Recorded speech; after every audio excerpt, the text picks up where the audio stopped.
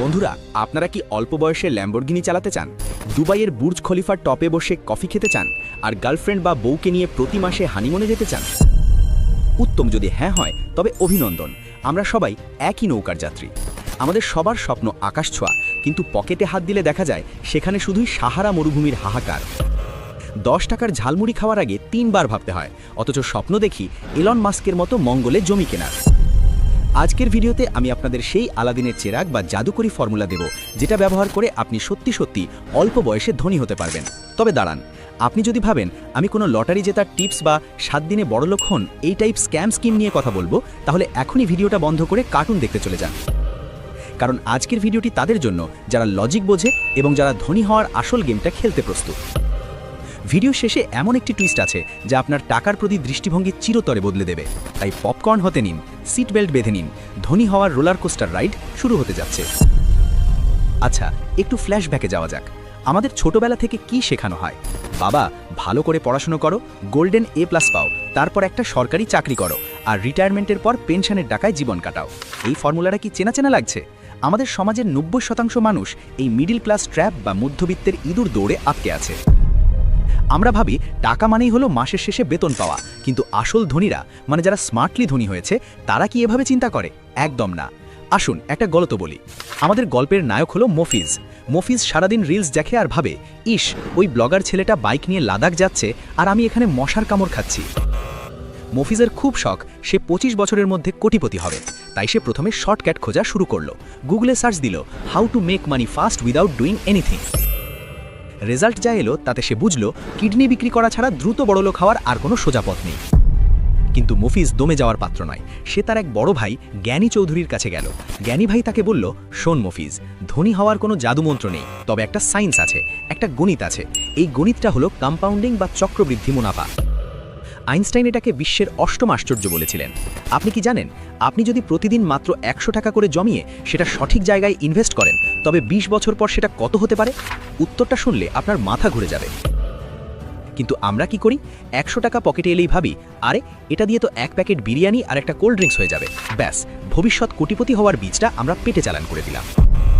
এখন আপনাদের কাছে আমার একটা প্রশ্ন, আপনি শেষ কবে এমন কিছু কিনেছেন যা আপনার পকেটে টাকা ঢোকায়? নাকি শুধু এমন জিনিসই কেনেন যা পকেট থেকে টাকা বের করে নেয়? আইফোন 15 প্রো ম্যাক্স EMI-তে কেনাটা কি স্মার্টনেস নাকি বোকামি? ধনী হওয়ার প্রথম ধাপ হলো অ্যাসেট বা দায় এবং লায়াবিলিটি বা দায়ের মধ্যে পার্থক্য বোঝা। খুব সহজ ভাষায়, যা আপনার পকেটে টাকা আনে তা হলো অ্যাসেট, আর যা পকেট থেকে টাকা বের করে নেয় তা হলো লায়াবিলিটি। মফিজ তার জমানো টাকা দিয়ে একটা বাইক কিনলো ভাব দেখানোর জন্য। এটা লায়াবিলিটি, কারণ বাইক তেল খায়, মেইনটেনেন্স চায়। কিন্তু মফিজ যদি ওই বাইকটা দিয়ে রাইড শেয়ারিং অ্যাপে ভাড়া খাটাতো, তবে সেটা হতো অ্যাসেট। আমাদের সমস্যা হলো আমরা বড়লোক হওয়ার আগেই বড়লোকই দেখাতে গিয়ে ফকির হয়ে যাই। লোকে কি বলবে এই ভয়ে আমরা ব্র্যান্ডের জামা কিনি, দামি রেস্টুরেন্টে খাই, কিন্তু নিজের স্কিল ডেভেলপমেন্টের জন্য 10 টাকা খরচ করতে গেলে আমাদের গায়ে জ্বর আসে। জাদুকরি formula number 2, high income skill. আচ্ছা ভাই, আপনি কি জানেন বিশ্বে এমন অনেক 22 বছরের ছেলে মেয়ে আছে যারা ঘরে বসে ল্যাপটপে কাজ করে মাসে লাখ লাখ টাকা কামাচ্ছে? তাদের কি শিং আছে? না, তাদের আছে skill. Video editing, coding, digital marketing, graphic design, এগুলো হলো বর্তমান যুগের তেলের খনি। আপনার ডিগ্রির কাগজ দিয়ে আপনি হয়তো ইন্টারভিউ বোর্ডে ঢুকতে পারবেন, কিন্তু কাজটা টিকিয়ে রাখতে এবং বসকে খুশি করতে স্কিল লাগবে। একটা মজার উদাহরণ দিই। ধরুন আপনি একটা সোনার ডিম পাড়া হাঁস পেয়েছেন। এখন আপনি কি করবেন? অপশন A, হাঁসটাকে জবেহ করে সব ডিম একসাথে বের করবেন, নাকি অপশন B, হাঁসটাকে ভালো খাবার দিয়ে প্রতিদিন একটা করে ডিম নেবেন? অধিকাংশ মানুষ অপশন A বেছে নেয়। তারা টাকা পেলেই সেটা খরচ করে ফেলে। কিন্তু ধনীরা অপশন B বেছে নেয়। তারা টাকাকে এমন জায়গায় ইনভেস্ট করে যাতে টাকা তাদের জন্য আরও টাকা বাচ্চার মতো জন্ম দেয়। টাকা তখন তাদের জন্য কাজ করে, তারা টাকার জন্য কাজ করে না। ঘুমের মধ্যেও তাদের অ্যাকাউন্টে টাকা ঢুকতে থাকে। এটাকে বলে প্যাসিভ ইনকাম। আপনার মনে প্রশ্ন আসতে পারে, ভাই আমার তো টাকাই নেই, ইনভেস্ট করব কি? এখানেই তো আসল খেলা। ইনভেস্টমেন্ট শুধু টাকার হয় না, সময়েরও হয়। আপনি দিনে কত ঘন্টা সময় ফেসবুকে স্ক্রল করে বা ক্রাশের প্রোফাইল চেক করেন? সেই সময়টা যদি আপনি নতুন কিছু শেখার পেছনে দেন, তবে সেটাই হবে আপনার জীবনের সেরা ইনভেস্টমেন্ট। ওয়ারেন বাফেট বলেছেন, the best investment you can make is in yourself. নিজেকে এমনভাবে তৈরি করুন যেন মানুষ আপনাকে খোঁজে, আপনাকে মানুষের পেছনে ছুটতে না হয়। এবার আসি আমাদের দেশি স্টাইলের একটা সমস্যায়। আমাদের আশেপাশে কিছু মানুষ আছে যাদের কাজই হলো আপনাকে ডিমোটিভেট করা। কিরে, সারাদিন কম্পিউটারে কি করিস? সরকারি চাকরির ফর্ম তোল। এই পাশের বাসার আন্টির কথা শুনে যদি আপনি আপনার স্বপ্ন ছেড়ে দেন, তবে ধনী হওয়া তো দূরের কথা, আপনি নিজের কাছেই হেরে গেলেন। মনে রাখবেন, সফল হওয়ার রাস্তায় আপনি একা। যখন আপনি সফল হবেন, তখন এই আন্টিই বলবে, আমি তো জানতাম আমাদের মফিজ একদিন অনেক বড় হবে। অল্প বয়সে ধনী হওয়ার আরেকটা গুরুত্বপূর্ণ টিপস হলো সঙ্গদোষ।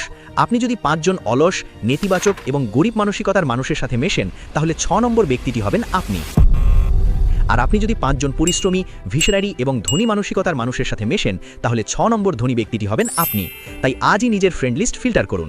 যাদের জীবনে কোনো লক্ষ্য নেই, যারা শুধু চায়ের দোকানে বসে বিশ্ব উদ্ধার করে, তাদের থেকে 100 হাত দূরে থাকুন। এবার একটু সিরিয়াস কথা বলি। ধনী হওয়া মানে কিন্তু শুধু ব্যাংক ব্যালেন্স বাড়ানো নয়। ধনী হওয়া মানে হলো স্বাধীনতা। যখন আপনার টাকার জন্য নিজের ইচ্ছের বিরুদ্ধে কাজ করতে হবে না, যখন আপনি চাইলেই পরিবারকে সময় দিতে পারবেন, সেটাই আসল ধনী হওয়া।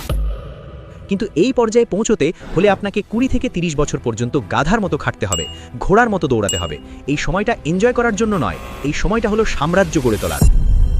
মফিজ এখন বুঝতে পেরেছে, সে লটারির টিকিট কাটা বন্ধ করে দিয়েছে। সে এখন ইউটিউব দেখে ভিডিও এডিটিং শিখছে এবং তার হাত খরচের টাকা জমিয়ে ছোট ছোট ইনভেস্টমেন্ট শুরু করেছে।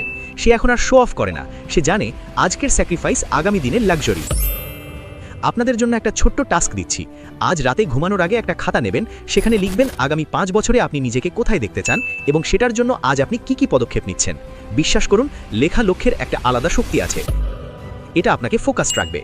ভিডিওর শুরুতে বলেছিলাম একটা টুইস্টের কথা। টুইস্টটা হলো, ধনী হওয়ার কোনো শর্টকাট নেই, কিন্তু ফাস্ট ট্র্যাক আছে। আর সেই ফাস্ট ট্র্যাক হলো রিস্ক নেওয়া। তরুণ বয়সে আমাদের হারানোর কিছু থাকে না, না আছে বউ বাচ্চা, না আছে বড় কোনো দায়িত্ব।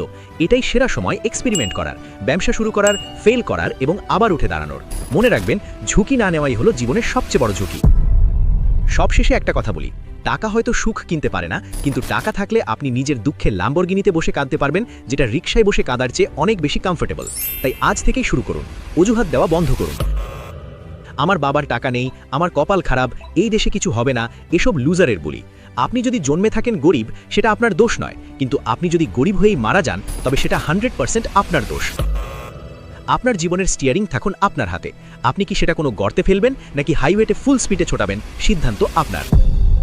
মফিজ তার সিদ্ধান্ত নিয়েছে, আপনি নিলেন তো? ভিডিওটি যদি আপনাদের ব্রেনের কোনো একটা নিউরনকেও নাড়া দিয়ে থাকে, তাহলে লাইক বাটনে একটা ঘুষি মারুন আর কমেন্টে জানান আপনারা কি নিজের পায়ে দাঁড়াতে চান নাকি বাবার হোটেলে খেতে চান। বন্ধুরা, আজকের মতো এই পর্যন্তই। আশা করি ভিডিওটি দেখে আপনারা শুধু মজাই পাননি, বরং জীবনের জন্য অত্যন্ত গুরুত্বপূর্ণ কিছু লেসনও পেয়েছেন। টাকা জমানো, স্কিল বাড়ানো আর ইনভেস্টমেন্ট, এই 3টে মন্ত্র জপতে থাকুন।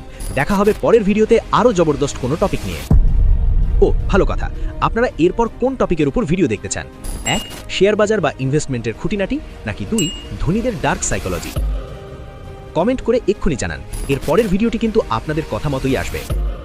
দেখা হবে বিজয়ের মঞ্চে। আল্লাহ হাফেজ।